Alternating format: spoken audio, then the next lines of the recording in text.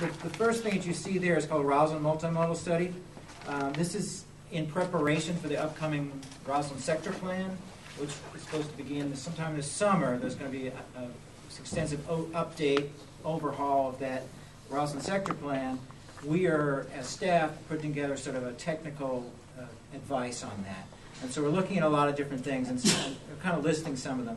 One of the things we did is we tried to identify, okay, what's the development level likely to be? So we assumed what's in the current sector plan gets built in the next, say, 20 years. That's what's called CO Rosslyn, that kind of level of development. And so we try to use that as kind of our base for assuming what kinds of transportation needs we'll have. And then sort of considering some of the other things that are taking place right now. Some of the transportation improvements around the area. But one of the things we're looking at is really the streets network. A lot of the streets in Rosslyn are one-way streets. Can they become two-way streets? How could the flow be changed? How could maybe some new street connections be put in some of the central part of Rosslyn as well to kind of improve circulation patterns? I think a lot of the assumptions of the critique about Rosslyn in many cases, it's not very friendly to a pedestrian. It's difficult to get around because some of the blocks are long and circuitous and such.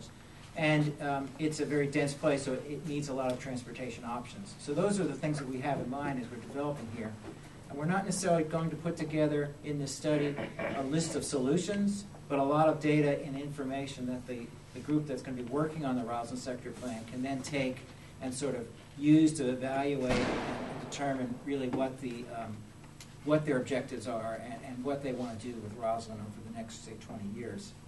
So we're looking at the streets, the directions, the number of lanes, whether there's some new links that can be done. At public transit service, the amount of at the Metro Rail station, what kinds of lines of Metro Rail will be coming through there. We'll be bringing in the silver line, the blue, the orange. There's some changes anticipated for the blue line. Also looking at bus service. A significant amount of bus service takes place there today, Metro Bus and ART. Those will probably be augmented in the future with some additional lines as well, especially as Rosslyn gets a little more dense and grows some more. Looking at that. Evaluating parking. What is demand for parking? What is the current supply? What's availability at different times during the week and such? So we're doing a lot of on-site evaluations, looking at curb space, how much space is allocated to parking or to other uses such as delivery zones or bus stops or taxi cabs, and trying to figure out maybe what might be an optimum level, or at least we'll have information and then we can work on that optimum level. Parking, how much parking should be supplied in buildings, how much is available on the street, that sort of thing.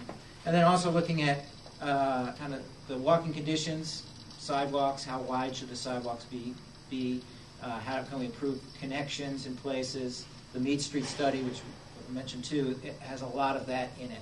It's kind of looking at connections and maybe revisions to some of the streets to make pedestrian connections easier, safer. As well as bikeways, what existing places do we have? Some bike lanes, we have some trail, Custis Trail that goes around the one end of it, and some other along Arlington Boulevard, how to link those things together, make it a more accessible route. So those are kind of the major issues that we're trying to work on here in this multimodal study. As I said, it's being done by the staff really in preparation of something that we can then, towards the end of June, hand off to whatever working group's going to be working on the Rosslyn sector plan update. And I'm sure county staff will be involved in that throughout too. So it's just preparation work. As was mentioned earlier about Mead Street, there's a study going on right now. County staff is working with a consultant to develop some concepts. I guess there are 3 right now that were presented at the meeting about 3 weeks ago. And the next meeting, I believe, is going to be sometime early May. I don't think it's been scheduled exactly what the date is, but I believe that's the time frame we're looking at. And basically the idea there is what changes can we make in some regards to make the pedestrian and bike routes across Mead Street better. The bridge itself is kind of ugly, so we want to make sure that at some point when it gets renovated, it's improved as far as its appearance, but really try to make the transportation aspects work better. Lighting may be an aspect of that too. There are a number of ramps on and off of Arlington Boulevard in that area. some of which create some very difficult crossings for pedestrians. How can those be regularized? And actually, they make them somewhat difficult for the motorists, too.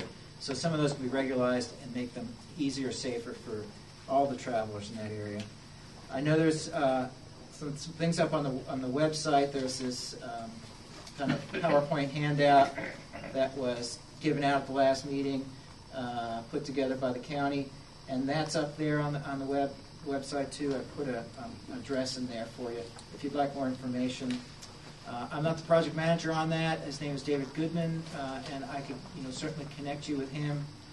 He mentioned that he's still interested in getting any comments, that people may have any feedback. They're looking maybe by the end of this month to try to turn that around and get things ready before they have their next meeting. So if you do have things you want to talk about or comments you want to give, if you could talk to him in, say, the next 2-3 weeks, that would be best. Another project that's going on, this isn't really even a county project, but it may affect people here in this neighborhood, is VDOT, the Virginia Department of Transportation, has long had a plan for a project to rebuild the Arlington Boulevard interchanges at Courthouse Road and North 10th Street, and a lot of stretch of Arlington Boulevard between that area. This is finally going to construction after 15 years or so of planning and work. It's fully funded. They have a contractor on board, and I understand by the end of this month they will actually be starting the beginning construction. There actually has been a lot of work taking place there over recent months, as you've probably seen. In fact, it's more than a year now. Washington Gas has been doing a lot of work in there to kind of move some gas mains around and to do some work. That's pretty much completed. So the next step is really to kind of come in with the actual construction of that. And during that time period, as we can pretty much assume, there's going to be times when there'll be a number of lanes closed. I don't think it'll ever be fully shut down, but I think there's a lot of work that's going to have to be done there. And so it's about a 30-month period in which construction is going to be taking place on Arlington Boulevard.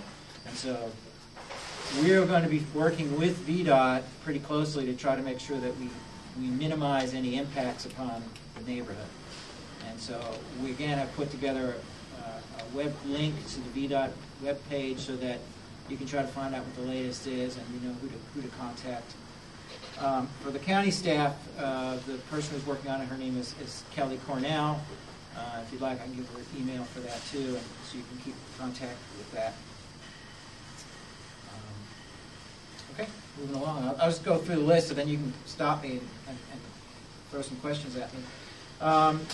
You're probably also aware of the Rosslyn Metro Rail station elevators that are in construction. They've kind of moved beyond the easy digging, and now they're into the rock blasting, which is happening late at night when Metro is kind of shut down.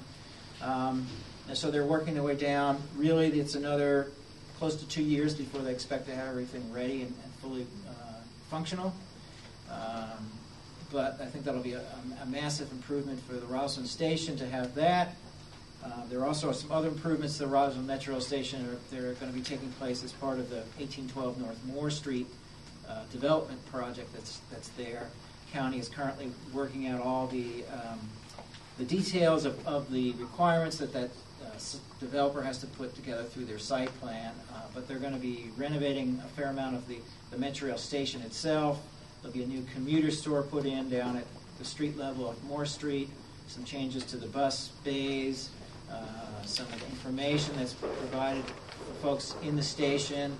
They get more information at the ground level rather than having to go all the way down to the bottom to find out when the next train is coming, things like that. New bus shelters, new benches, a lot of things that will be going on right there should help people who are users of the Rosslyn Metro Rail station. And again, that's probably a year and a half to 2 years before all those things get fully implemented, but they're on the way. And I mentioned some of the private projects, the 1812 Moore Street, which has begun construction. The Rosslyn Central Place, which is the next block over, it's where kind of the Orleans House used to be, and that whole block with the McDonald's and such. That first phase of that project I believe, will be starting fairly soon. It's kind of at that south end where the Orleans House used to be. It's going to be difficult when all that area gets under construction at the same time as what's happening elsewhere along Moore Street. We're going to make sure that we continue some sidewalk connections, that traffic flow remains, that the buses are able to service that area. But as we say, with all the construction taking place almost simultaneously, it's going to be a little more congested for the next 2 to 3 years. Further up the hill, Rosslyn Commons project, which is Clarendon Boulevard, kind of around Pierce Street, I believe. No, it's Oak Street. Project that you can see, it looks like a field today, but I understand construction is going to be starting pretty soon. The 1776 Wilson Boulevard project, which is around where Quinn Street will be. When it's finished, it will provide a Quinn Street connection between Clarendon and Wilson. They've loaded a lot of steel there. It looks like they're about ready to begin their excavation for that one. There's another project on the 1700 block of Clarendon Boulevard, which is sort of a by-right development residential project beginning as well. And I've seen plans for something a little closer to this building here, the corner of Rolfe and 12th Street, a by-right project there too for a larger residential building to go into that site where there's a smaller building today. And the most recent thing is for Wakefield Manor, which is the very far corner of the Civic Association by Courthouse Road and Arlington Boulevard, Fairfax Drive. 3, I guess, older buildings would remain. Their older kind of historic garden apartments would remain, but a new, taller building would be put in one corner where there's just a single-family house today. That's a proposal still. It has not been approved, the site plan, but it's in the works.